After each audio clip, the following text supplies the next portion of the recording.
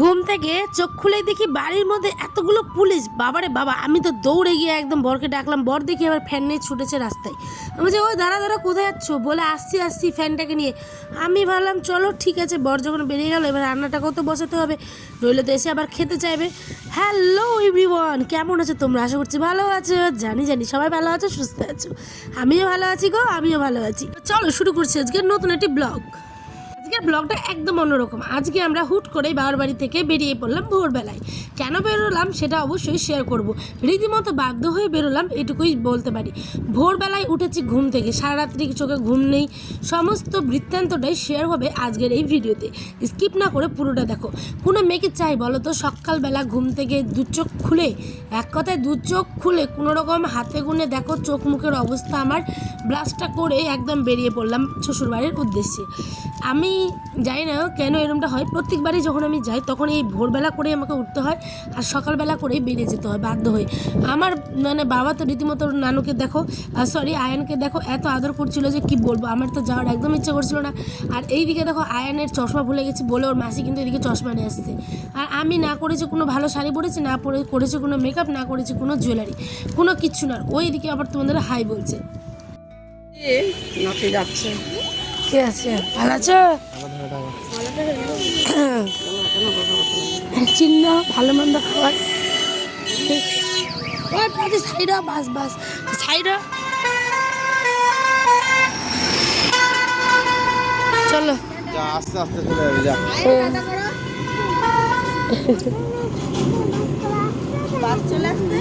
ঠিকই আছে, বসছি আসছি।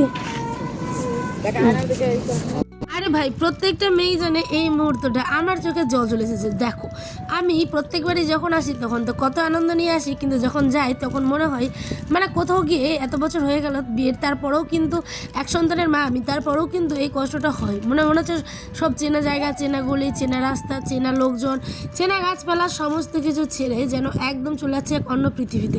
এই মায়েরা সত্যি কথা বলতে একটা মেয়েরাই কিন্তু ফিল করতে পারে, তাই না? একটুখানি দাঁড়িয়েছি আমরা রাস্তার মাঝখানে, ওই যে ওদিক থেকে উঠলাম, এদিকে যাব। কিচ্ছু কিচ্ছু করিনি গাইস, কিচ্ছু করিনি না, একটুখানি টিপ পড়েছি না কোনো কিছু, কিচ্ছু সিম্পলভাবে এসেছিস। সকাল সকাল বেরিয়ে গেছি। চশমাটা পর। অনেকটা রাস্তা পেরিয়ে তারপরে দেখো আমাদের এইখানে রাস্তাগুলো কত সুন্দর, সবাই খালি পাটখড়ি আর পাটখড়ি, মানে পাট লাগিয়েছে এদিকে। আর এটা কিন্তু ইটাহার যেতে রাস্তা, ঠিক আছে? ইটাহারের দিকে কিন্তু পাটটা লাগানো অনেকটাই দেখছি লোকজন লাগাচ্ছে, তো পাট ছুটাচ্ছে। তারপর উঠে গেলাম আমরা ন্যাশনাল হাইওয়েতে, একদম চলে যাবো এখন করে রায়গঞ্জ। তার মধ্যে আমরা অনেকক্ষণ কিন্তু গাড়িতে গল্প করছিলাম, মনটা ঠিক করছে। আয়নাবা বলছে আরে আবার তো আসবো, আবার তুমি কেন টেনশন করছো? ধরে বিয়ে হয়েছে তো একটুখানি তো মানে বেশি দিনের জন্য আসবো এরমটা হচ্ছে না, কারণ আয়নার বাবা একা মানুষ, ওকেও রান্নাবাড়ি করে দিতে হয়। আর আবার ওকে ছেড়ে থাকতে একদমই মন চায় না। তখন আবার মনে হয় কি বলো তো, যে এখানে আমার মানে ঘরটা এখানে আছে কিন্তু মনটা আবার থেকে যাবে আয়নার বাবার কাছে, যে কী খেলো না খেলো। এই যে এই গল্পগুলো করতে করতেই চলে আসলাম আমি একদম অনেকটা কাছে রায়গঞ্জের, ঠিক আছে? তোমাদের সাথে একটু একটু করে শেয়ার করছি। প্রচণ্ড রোদ, এখন বাজে 9টার দিকে আমরা কিন্তু রায়গঞ্জে ঢুকবো। আয়ের মাঝখানে ওরও খিদে পেয়েছে, ওকে বলছি বাবা কী খাবে? তো মিল্কি বার, যেটা আমার উকিল জামাইদা গতকালকে নিয়ে এসেছিলো, তো ওইটাই দিলাম। তারপরে চলে আসলাম দিশারি। এখানে না রায়গঞ্জে সকালবেলা তো ভাত টাত পাওয়াই যায় না, ভাত মানে তো জানো 12টার পরে।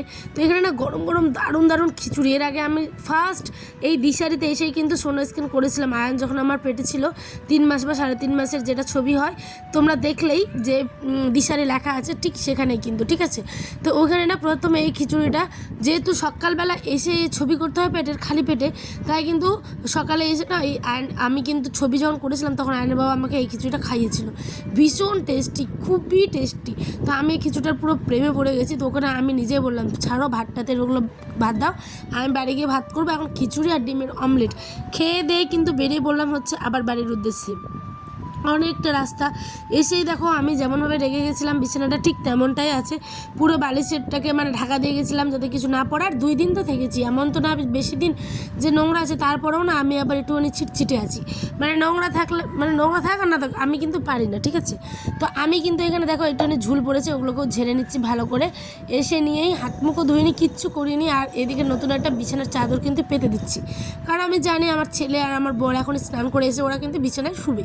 তারপরে ঘরটাকে ভালো করে ঝাড় দিয়ে নিচ্ছি, মুছেও নিলাম ফিনাইল দিয়ে। কারণ একটা ঘরে যতক্ষণ মানুষ না থাকে ওই ঘরটা কিন্তু পুরো মানে প্রাণহীন হয়ে যায়, আর একটা ঘরে যখন মানুষ থাকে তখন কিন্তু দেখবে অনেকটা প্রাণ ফিরে পায় সেই ঘরটাও, বুঝেছো। সে টিনের হোক কিংবা রাজপ্রাসাদ যাই হোক না কেন। এবার আমি আমার শখের এই ছোট্ট বারান্দাটাকেও কিন্তু মুছে নিচ্ছি, কারণ ফিনাইল দিয়ে মুছলে না অনেকটা ফ্রেশ লাগে। আর প্রচণ্ড ঘুম মারা। এবার বলছি আমি যে আমি আসলাম কেন, বাবার বাড়ি থেকে রীতিমতো মানে ভোরে বললাম না বেরোতে বাধ্য হয়েছি। এত পরিমাণ বক্স সিস্টেম বাড়ি আর এত পরিমাণ গরম গাইস যে কি বলবো। এখন আড়াইটা ছেলে বড় এখনও ঘুমিয়ে জমিয়ে একটা ঘুম দিলাম এসে। তারপর ফ্রিজটা খুলে দেখি যে কী রান্না হবে। চলো রান্নাগুলো কি হচ্ছে সেগুলো শেয়ার করতে করতে তোমাদেরকে এবার বলি। বক্স সিস্টেম বাড়ি মানেই যে গরম পড়েছে, বৃষ্টির তো কোনো বালাই নেই, ঠিক আছে, প্রচণ্ড গরম। আর আমাদের বাড়িতে আবার সাপের উৎপাতটা হয়েছে বেশি। মানে গত 10 থেকে 15 দিন আগে মা কিন্তু একটা বড় গরমা সাপ দেখেছিলো, আমাদের বাথরুমের কাছে ঢুকেছিল। সেই ভয়ে মা কিন্তু বাড়িতে বিকেলে জানলাগুলো সব লাগিয়ে দেয়, আর দরজা খোলার তো কোনো কথাই না। তো বক্স সিস্টেম বাড়ি মানে বুঝতেই পারছো, জানলা দরজা সমস্ত কিছু লাগানো, আর প্রচুর পরিমাণে মশা। মানে আমাদের যেদিন যাই সেদিন মনে হয় 1-150 মশা সেদিন আর কি চলে এসেছিলো। তো এত পরিমাণে গরম, আর সাথে জানলা দরজা যদি বন্ধ থাকে তাহলে বাড়িটাকে আমার ভ্যাপসা গন্ধ করে না। আর আয়নের বাবা বলো বা আমি, এখন আমরা থাকি টিনের ঘরে, কিন্তু আমাদের এই ঘরটাতে দিনের বেলাও কিন্তু একদমই গরম নেই, ঠান্ডা, কারণ উপরে অ্যাডভান্সটার নিচে নর্মাল টিন, বুঝতেই পারছো। আর তারপরে কিন্তু কি বলো তো, রাতের মধ্যে 4টা বাজতে না বাজতে এই ঘরটা কিন্তু আমাদের ঠান্ডা হয়ে যায়। আর হঠাৎ করে গেছি অনেক দিন পরে বাবার বাড়ি, তো বক্স সিস্টেম বাড়ি, আর প্রচণ্ড পরিমাণ গরম, 2টো ফ্যান চলছে, তারপরেও মনে হচ্ছে কোনো রকম আর থাকতে পারছি না গাইজ, কোনো রকম। আয়নের বাবা গোটাটা রাত ছটফট করেছে জানো, না 2 চোখের পাতা এক করতে পেরেছে না কোনো কিছু। সেই ঘুম যে হয়নি, ঘুম থেকে উঠেই বলছে তুমি যদি আজকে না যাও তাহলে আমি একাই চলে যাব, আমি আর পারছি না থাকতে। এবার বাবার বাড়ি গেছি দুইজনে, একজন যদি চলে আসে তাহলে মনটা খারাপ হবে না বলো, বলবে যে বাবার বাড়ি বলে থেকে গেল, এটা সেটা মানে বলবে না, কিন্তু তবু আমার নিজের একটা বিবেক থাকা প্রয়োজন, তাই না। সেই কারণে আমি ওর সাথেই চলে এসেছি। পুরো ওর ঘাড়ে, তারপরে পায়ের হাঁটু, তারপরে হাতের কোনোই, মানে যেগুলো জয়েন্ট, যেগুলো দেখবে এটা রাখো, আয়ান রেখে দাও, আমি ভয়েস দিচ্ছি না বাবা, রেখে দাও রেখে দাও, আমি ভয়েস দিচ্ছি, এদিকে আয়ানে উঠে পড়েছে ঘুম থেকে। যাই হোক চলো বলিনি বাকি কথাটা। ওর না গ্যাসের ব্যথা হলে কিন্তু জয়েন্ট ব্যথা করে, বুঝতে পারলে। তো সেই কারণে জয়েন্টগুলো প্রচুর পরিমাণে ব্যথা করছিলো। আমি বলছি ঠিক আছে চলো বাড়িই চলে যাবো। এসে নিয়ে দেখো ঘুম তো দিলাম, তারপরে এদিকে বলতে বলতে কচুটা কিন্তু বসিয়ে দিচ্ছি, আর করেছি কলমি শাক। বলছে ওখানে মাংস আর মাছ খেয়ে আমি যেটা শান্তি পাইনি, সেখানে আমার বউয়ের হাতের এই কচুর তরকারি আর কলমি শাক দিয়ে আমি কিন্তু মন প্রাণ ভরে ভাত খেলাম। আর এটা শোনার পর আমার কতটা যে ভালো লাগছে তোমরা কল্পনা করতে পারবে না। আমরা কেন, আমরা প্রত্যেকটা মেয়ে যখন নিজের স্বামী বলো বা নিজের প্রিয় মানুষগুলো নাম করে খেয়ে দেখ তখন কতটা ভালো লাগে, তাই না বলো। তো খাওয়া দাওয়ার পর আয়নের বাবা বলছে এখানেও তো গরম, ফ্যানটাকে নিয়ে দৌড়ে যাই, গিয়ে এখন জমা করে আসি হচ্ছে দোকানে। বলছি কেন, বলছে ফ্যানটা খারাপ হয়ে গেছে। এটা কথা ঠিক, ফ্যানটা একদমই খারাপ হয়ে গেছে। তারপরে ঘুম থেকে উঠে দেখি বাড়িতে এতগুলো পুলিশ, আমি তো ভাবলাম কী যে হবে না হবে, যায় কাকে যে ধরতে আসলো। তারপরে দেখি মা ওটা মিটিং করতে এসেছিলো, কমিউনিটির মিটিং, মসজিদ মাদ্রাসার মিটিংয়ের জন্য। তো ঠিক আছে চলো, চমকে যাওয়ার মতন নাকি কোনো কিছুই হয়নি, তাই ওগুলোকে আমি বাই বলে দিলাম। তো তোমাদেরকেও বলি টাটা, দেখা হবে আবার নেক্সট ভিডিওতে, বাই।